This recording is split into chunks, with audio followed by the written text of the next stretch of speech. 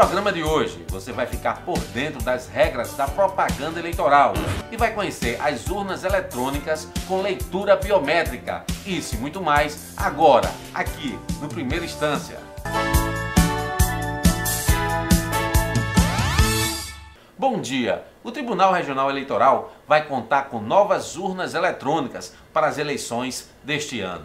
A urna eletrônica é uma invenção brasileira, desenvolvida para tornar possível a informatização dos processos eleitorais no país. Ela é formada por um terminal do leitor, um terminal do mesário, monitor e uma memória. A urna eletrônica funciona ligada à energia elétrica, mas em caso de falta de eletricidade, continua funcionando. Ela possui bateria interna com capacidade de 12 horas. Pode também ser ligada à bateria de um carro. Seu peso é de aproximadamente 8 quilos.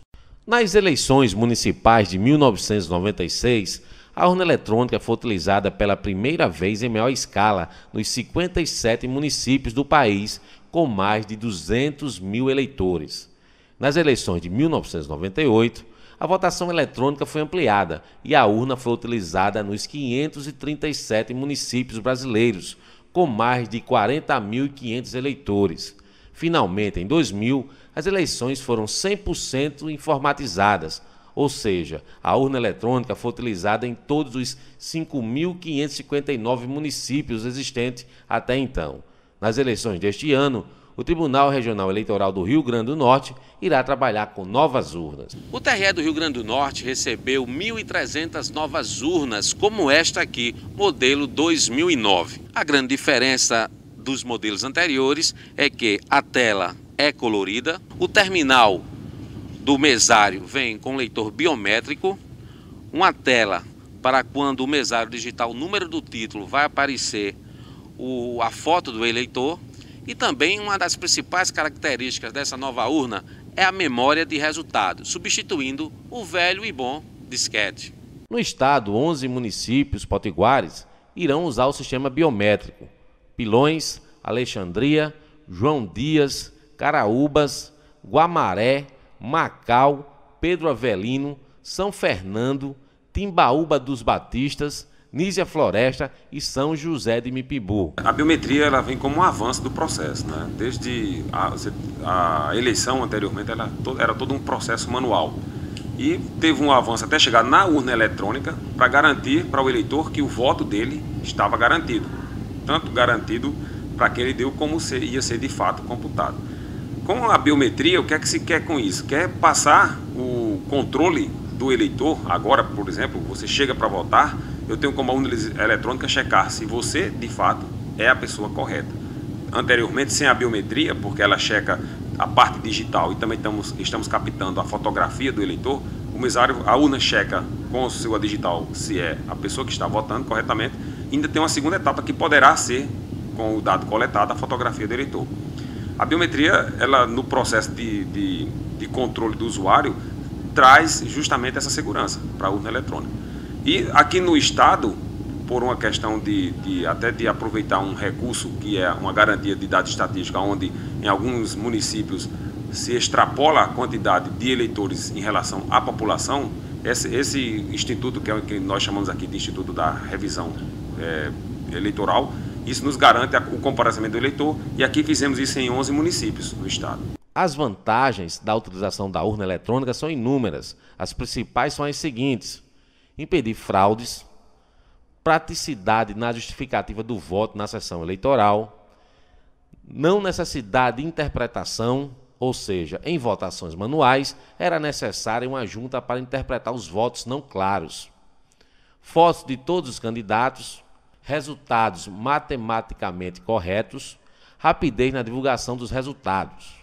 As urnas eletrônicas elas são seguras porque existe um conjunto de barreiras enormes que são criadas que inviabiliza o processo de querer fraudar uma eleição. Então, assim, existe um conjunto, se você for pegar desde da minúcia do equipamento em si, com o processo de transmissão de dados para lá e para cá, que, de certa forma, não compensa rompê-las para ter essa inviabilidade. A urna ela é um computador, de fato. Meramente ela é redesenhada aí na sua carcaça para que ela seja moldada a ter aquele perfil, aquela característica nossa, mas ela não deixa de ser um computador, é um computador de fato. Tirado aí alguns componentes, como por exemplo o CD-ROM, não precisa de CD-ROM. Como a urna eletrônica ela é um equipamento isolado, ela não funciona interligada em rede, então ela não tem placa de rede. Então tem algumas coisas que são tiradas pela não necessidade de ter no equipamento. E é importante não se ter uma rede na urna, né? Com certeza, isso evita justamente a ideia de que alguém de algum lugar poderia estar acessando para manipular. Não, ela é estritamente isolada, não tem acesso externo, ninguém acessa ela de canto nenhum. Tem que ser o acesso mesário e o eleitor trabalhando com ela ao longo do dia da votação. Quais as pessoas que têm acesso a essa urna na parte técnica, que abre, que mexe, que bota programas, que tira programa? Isso é de total responsabilidade da Justiça Eleitoral, tanto o TSE como os técnicos do TRE. Muito se fala, por exemplo, da contratação do TRE dos técnicos de urna, que isso acontece agora, mês de setembro, são 270. Mas essas pessoas são contratadas meramente para trabalhar como se fossem formiguinhas, porque você tem uma ideia, o Rio Grande do Norte, e aí tem urnas de eleições que chegam a 6.500, 7.000 urnas eletrônicas, e um corpo técnico de 30 pessoas dificilmente daria conta de fazer esse trabalho num tempo exíguo. Então, precisaria de contratação de pessoas. E essas pessoas que são contratadas, elas fazem o trabalho de manuseio, de carregar urnas para lá e para cá. A parte mais técnica, mais operacional de manuseio de informações oficiais, isso é de nossa responsabilidade. Veja no próximo bloco uma entrevista com o juiz Ivan Lira. Ele vai tirar suas dúvidas sobre a propaganda eleitoral.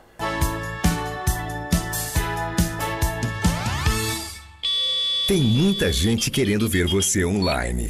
A PHD Virtual faz seu site sem custo para você aparecer. Aproveite nossa promoção e faça seu site gratuitamente, pagando apenas a manutenção. A hospedagem do site e dos e-mails já estão inclusas. Não perca essa chance de aparecer de forma prática e acessível. PHD Virtual, sua agência digital. www.phdvirtual.com.br ou 8899-8745.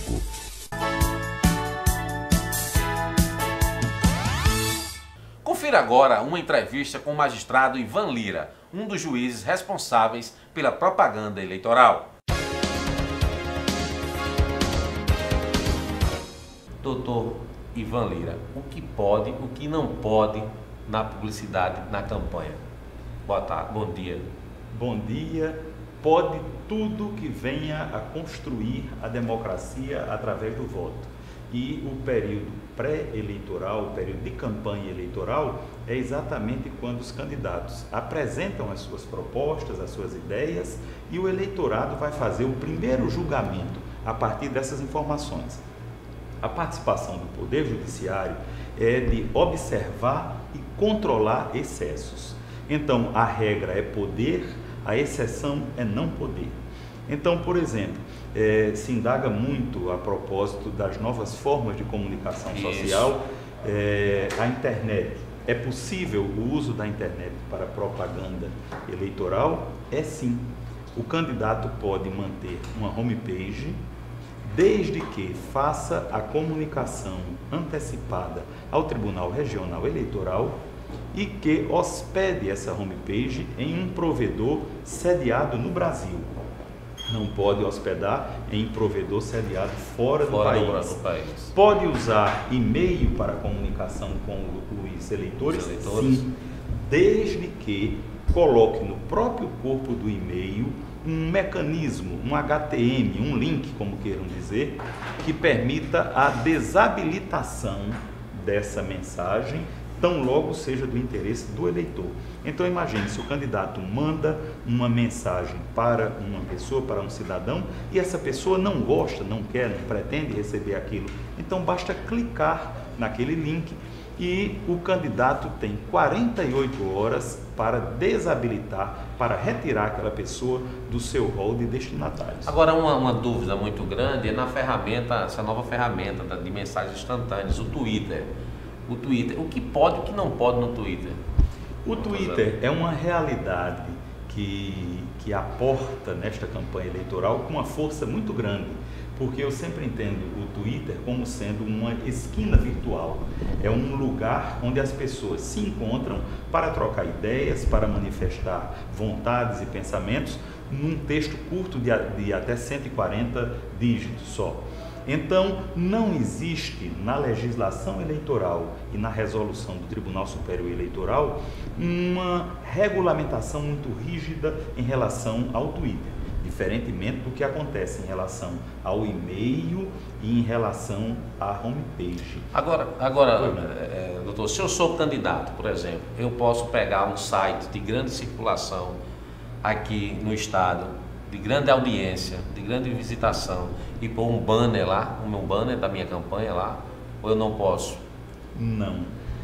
A forma de você se comunicar com o eleitor através de páginas web é unicamente através das páginas que sejam construídas pelo candidato, pelo partido ou coligação, ou pelos apoiadores. Então, um cidadão qualquer pode fazê-lo gratuitamente.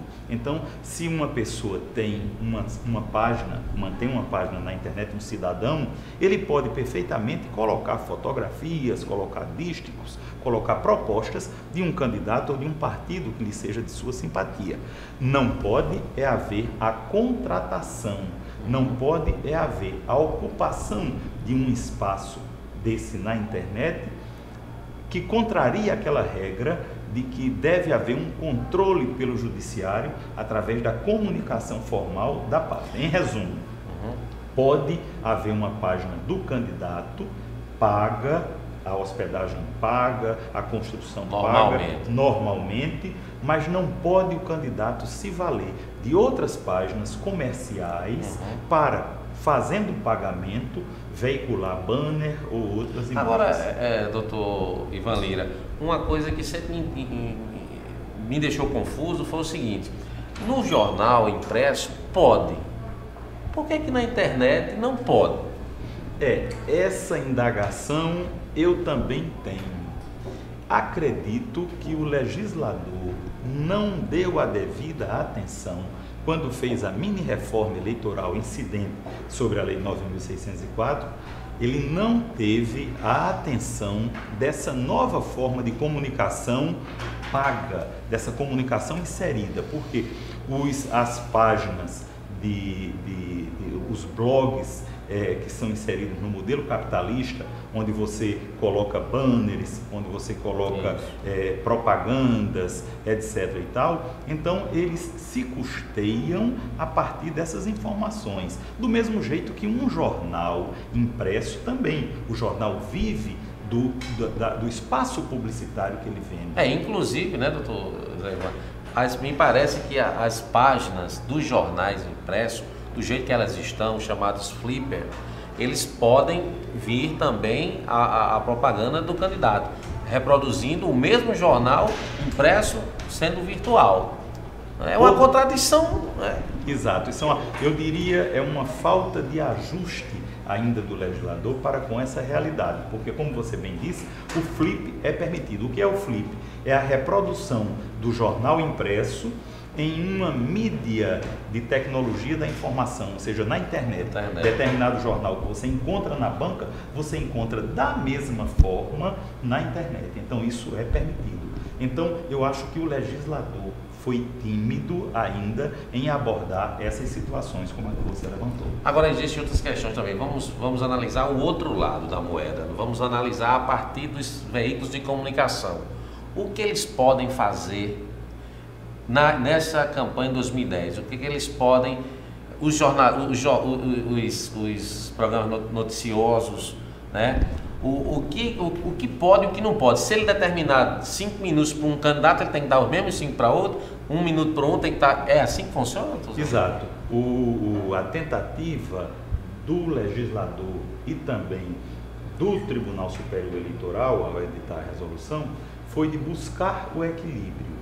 Então, o espaço que é dado a um candidato deve ser dado aos outros candidatos também. É claro que isso tem que ser visto com muito temperamento, porque você imagine numa eleição que tem muitos candidatos a deputado.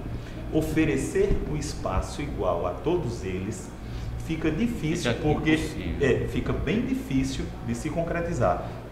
Mas é preciso que haja sensibilidade dos juízes no sentido de, como cidadãos comuns também, eles verem se não está se carreando muito espaço para uma candidatura ou para um bloco de candidaturas em detrimento das outras.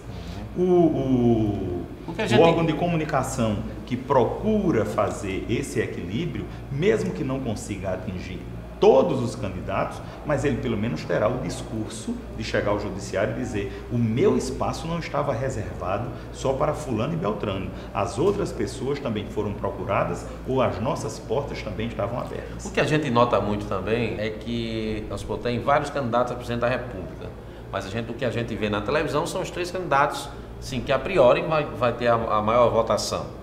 E os jornais eles sempre procuram ali dar o mesmo espaço para cada um. E aqueles que ficam de fora, não tem problema? Não poderiam reivindicar o mesmo espaço também? Podem, e desde que eles cheguem ao judiciário noticiando que está havendo um deliberado desequilíbrio, ou seja, não se está dando espaço algum a determinados candidatos ou candidaturas, vai se apurar se efetivamente aquela emissora de televisão ou de rádio está a serviço de uma certa candidatura ou, pelo normal, se ela está vetando o acesso. Porque no instante em que um órgão de comunicação social deixa de prestigiar as informações de um determinado candidato ou de um determinado partido político, ele não está cumprindo a sua missão de comunicação social. Tanto a televisão como o rádio são concessões, serviços públicos por natureza concedidos aos particulares, mas o povo tem o direito de receber essa informação. Em homenagem a esse direito do povo de receber a informação e a liberdade que os órgãos têm de se expressar, é que o judiciário se comporta. Pronto, o senhor tocou no assunto aí, o povo. Sim. O povo que está o nosso telespectador que está assistindo, Dona Maria lá no Bairro das Rocas, Seu José lá em Mirassol, eles geralmente, o que acontecia nas campanhas eleitorais, eu tenho uma casa, fica bem situada na esquina da Salgado Filho com a Bernardo Vieira, vamos dizer assim, uma coisa belíssima, um muro, aquele muro grande, alto, dá para se fazer uma propaganda legal. E aí eles ganhavam um dinheirinho na campanha, né? Então, vou alugar o meu muro aqui, você me dá tantos reais, ou então me constrói aqui, me dá um saco de cimento, e se fazia isso. E hoje, me parece que hoje nem no muro pode, né? Exato. A questão da comunicação estática e plástica hoje é bem reduzida. Não pode outdoor. O que eu acho que é um engano da lei, é um equívoco, o legislador podia rever isso. É proibido outdoor. Mas é permitido que seja colocado o nome do candidato ou do partido ou a logomarca e tal em bens particulares, desde que gratuitamente, e que tenha uma dimensão de 4 metros quadrados. Então, em cada bem particular, e aí se fala de bens imóveis, como você bem disse, um muro, ou de bens móveis, a pessoa pode ter um caminhão e querer colocar ali aquela propaganda. Desde que seja na dimensão de até 4 metros quadrados é permitido. Agora, nenhum nem outro pode haver pagamento. Agora, eu acho como o senhor falou, os legisladores, algumas vezes, realmente fica uma coisa meio difícil, quase impossível de se fiscalizar. Ora, como é que eu vou fiscalizar se seu João vendeu o muro dele? Ou se foi uma doação? Isso é uma coisa um pouco difícil, até para vocês, para os senhores juízes, julgar tal ação, né? Porque como o cara vai descobrir que o cara pagou ou não? Ele pode, indiretamente, ele pode fazer uma feira pro rapaz, quer dizer, então fica muito difícil, né? A propaganda feita através dessa mídia, ela é passível de controle desde que haja uma comunicação. É claro que o Poder Judiciário, nem o Ministério Público, nem a Polícia Federal que nos dá suporte, tem condições de estar onipresente em todos os momentos, em todas as relações sociais, em todos os ajustes e contratos. Se uma pessoa souber de uma tratativa dessa que foi feita mediante paga e trouxer elementos suficientes para a apuração disso, será determinada a apuração. Agora, doutor Ivan Lira, como é que está os nossos candidatos? Eles estão comportados até agora ou já tem uma demandazinha boa aqui para o tribunal? Veja só, essa é a segunda vez que eu assumo essa missão específica de juiz auxiliar do Tribunal Regional Eleitoral no controle da propaganda eleitoral. Fora as outras vezes em que eu fui membro aqui do tribunal e que fui juiz de zona eleitoral, mas especificamente nessa missão. Então eu poderia traçar um comparativo entre um e outro período. Há 10 anos, 12 anos passados, nós tivemos um movimento muito maior de denúncias, de representações, de questões trazidas ao Poder Judiciário Eleitoral. Esse ano nós estamos numa maré de tranquilidade. O que eu posso presumir que está havendo uma conscientização maior, tanto dos candidatos, como dos órgãos de imprensa, como das assessorias, porque às vezes, por ânimo da assessoria de imprensa, o candidato terminava sendo penalizado em razão do arroubo de fazer uma propaganda mais arrojada ou de usar um meio não lícito de propaganda. E agora não, eu acho que o espírito democrático contaminou de forma benfazeja tanto os candidatos, como os assessores, como os órgãos de imprensa. Espero que essa bonança continue até o final, né? Pode ser que ali no segundo tempo das eleições, na prorrogação, o negócio esquente e aí, mas o nosso telespectador pode ficar tranquilo que o juiz doutor Ivan Lira, como seus colegas, estão atentos também para que seja célere esses julgamentos, né, doutor Ivan? Sem dúvida. E o controle que a sociedade faz sobre os candidatos é muito importante, porque a legislação prevê a possibilidade do próprio cidadão, do próprio anônimo, do próprio eleitor, fazer diretamente a notificação do órgão da imprensa que esteja se comportando errado, ou do candidato ou partido. Então ele pode, independentemente de trazer o judiciário, ir direto e levar uma notificação. O senhor não está agindo correto, assim, assim, assado. E isso inibe o órgão de comunicação, inibe o cidadão, inibe o eleitor, inibe o partido de promover propaganda irregular. Isso é uma grande virtude. Quer dizer, a sociedade está fazendo hoje, diretamente, aquilo que antigamente só era feito pelo judiciário. Doutor Ivan Lira, eu deixo aqui a Câmara aberta do primeira instância para o senhor dar o seu recado aí aos candidatos, aos eleitores nessa eleição 2010. Olha, a mensagem que eu gostaria de deixar em nome do Tribunal Regional Eleitoral e no meu próprio é de que nós esperamos muito dos candidatos em termos de clareza, em termos de ética, em termos de apresentação de propostas, pelos meios que são regulares, pelos meios próprios, e que esse período pré-eleitoral se transforme efetivamente numa pilastra de construção da democracia. Muito obrigado, doutor Ivan Lira. E o Primeira Instância volta já.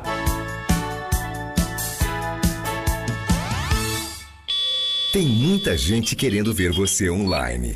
A PhD Virtual faz seu site sem custo para você aparecer. Aproveite nossa promoção e faça seu site gratuitamente, pagando apenas a manutenção. A hospedagem do site e dos e-mails já estão inclusas. Não perca essa chance de aparecer de forma prática e acessível. PhD Virtual, sua agência digital. www.phdvirtual.com.br ou 8899-8745.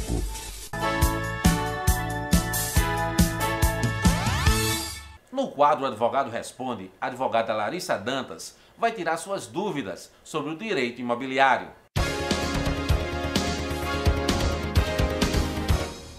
Qual o documento mais importante que eu preciso para adquirir um imóvel? O documento mais importante, bom, são vários documentos importantes, né? Mas, por exemplo, se for um imóvel novo, a certidão do registro da incorporação daquele empreendimento, né? Essa certidão ela vai garantir que no cartório do domicílio do imóvel estejam depositados todos os documentos pertinentes àquele empreendimento, tais como memoriais descritivos, plantas, etc.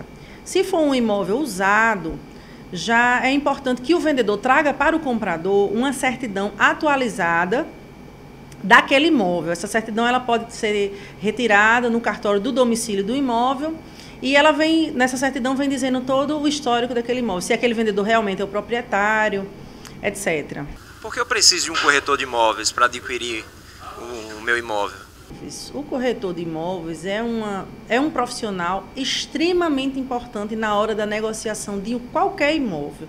Por quê? Porque ele é o profissional que está mais capacitado, né, e mais habilitado para fazer esse tipo de transação, esse tipo de negócio, né? O negócio imobiliário é um negócio que envolve um valor alto, né, uma quantidade alta de dinheiro. Então é importante que o cliente tenha ao seu lado um profissional para dar todo esse suporte de informações que o cliente não tem, né? E o corretor ele está no meio, ele tem acesso a muito mais informações do que o cliente.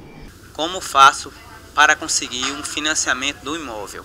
Basicamente, o cliente tem que chegar na construtora que deseja comprar ou na imobiliária e estar de posse dos seus documentos pessoais, né?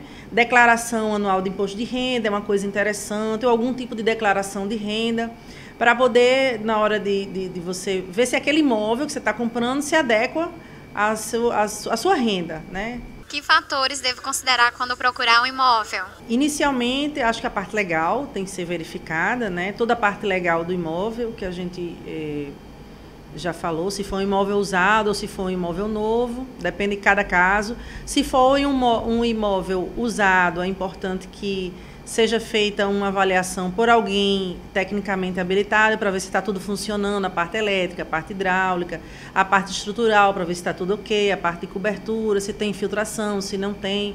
Isso é extremamente importante. E se o preço do imóvel ele está de acordo com o mercado, né? Porque às vezes ele pode estar muito além, tem como você tirar uma gordurinha na hora da negociação, e ele também pode estar muito aquém, muito abaixo. E aí pode até ter algum problema com esse imóvel que você não está visualizando ali, está achando que é um ótimo negócio, mas às vezes nem é, né? Vai ser o barato que sai caro. Para sugestões, críticas e participar de sorteios, entre em contato com a gente. O e-mail é primeirainstância@simtv.tv. Anote aí, primeirainstância@simtv.tv. Primeira Instância fica por aqui. Até o próximo sábado. Tchau! Programa Primeira Instância, agora em novo horário, às 11 horas. Direito começa aqui. A partir do próximo dia 24, você terá todas as informações do mundo jurídico todos os sábados às 11 horas. Primeira Instância. O direito começa aqui. Não esqueça, todos os sábados às 11 horas, você confere. O advogado responde. Qual o valor jurídico da nota promissória? A nota promissória é um título de crédito, onde o devedor assume o compromisso de pagar a uma determinada pessoa uma quantia certa em data certa, que pode ser à vista ou a prazo. Entrevistas. Dr. Eric Pereira, por que as eleições se aproximam e sempre há dúvidas quanto à legislação que rege as eleições? Porque nenhuma interpretação ela é formulada de forma literal, de forma gramatical. As interpretações elas precisam ser feitas de forma sistemática. E essa forma sistemática ela exige um exercício hermenêutico para que você possa chegar à finalidade da lei. E aí a grande indagação, como é que o legislador produz a norma e vai pedir ao TSE para que o TSE interprete? Porque a função do TSE é uma função interpretativa. O legislador ele apenas constrói essa norma, ele positiva essa norma. Matérias especiais. O Tribunal de Justiça da Paraíba ainda mantém suas formas originais. O exemplo disso é o Salão Nobre, em estilo barroco. Ele impressiona pela sua grandiosidade. As suas paredes sustentam os quadros a óleo com as figuras mais ilustres da história do Estado. 1891. Esse é o ano de nascimento de um dos mais belos tribunais do Brasil. Aqui passaram muitas figuras ilustres, como o desembargador Heráclito Cavalcante. Nós estamos falando do Tribunal de Justiça do Estado da Paraíba. Sorteio de livros. E no próximo programa, vamos sortear um belo livro, Como Passar na OAB Segunda Fase, Prática Administrativa e Constitucional. Todas as notícias do Judiciário, agora aos sábados às 11 horas. O direito começa aqui. Mesmo conteúdo, mesma qualidade, em novo horário, às 11 horas. O direito começa aqui.